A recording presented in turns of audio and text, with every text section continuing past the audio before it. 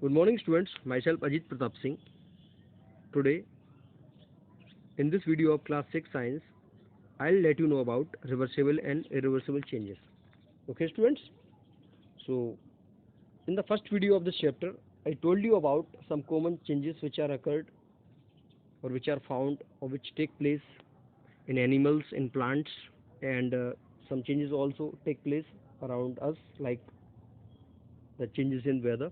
So today in this video, I'll let you know about reversible and irreversible changes. First of all, I'll let you know about reversible changes. Okay, students?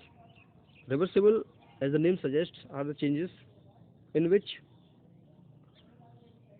the substance can return to its original position, okay, or original form.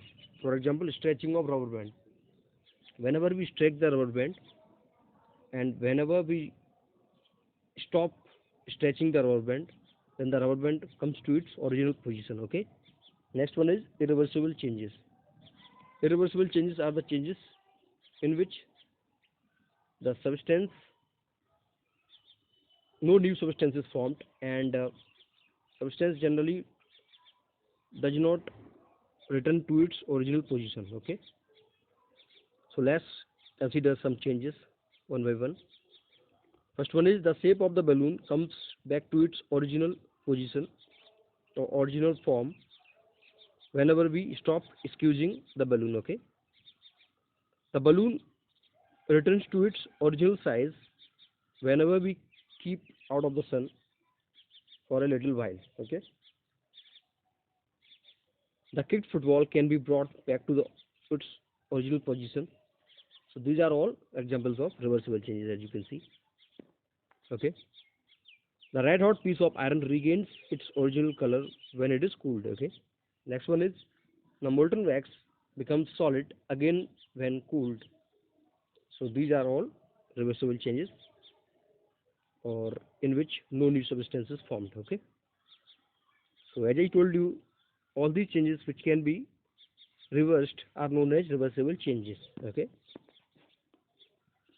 Next one is, in most reversible changes, the internal structure of the substance involved does not change, okay. So the internal structure does not change at all in the reversible changes. The molecules that make up the substance also do not change.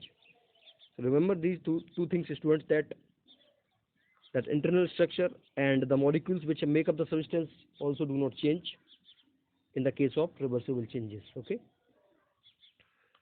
Now consider the other kind of changes. Bursting of balloon cannot be reversed, so as it cannot be reversed, so it is a kind of irreversible change.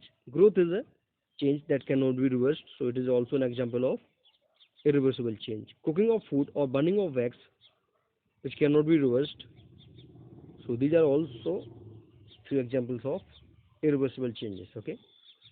In most irreversible changes, there is a change in the internal structure also, in which the new substance is formed during growth, cooking or burning. However, in some irreversible changes, the internal structure of the substance does not change, okay.